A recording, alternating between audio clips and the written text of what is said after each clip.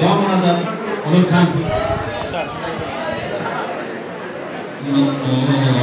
জনগণের কাছে একটা শোক ব্যথার বিষয় হলো মাইলস্টোন।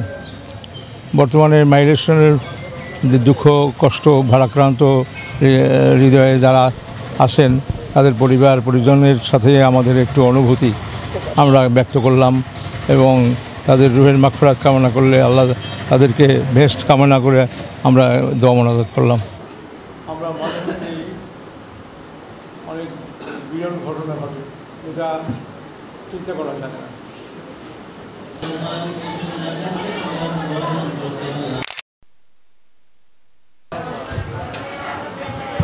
خلق من شر غاسق إذا وقب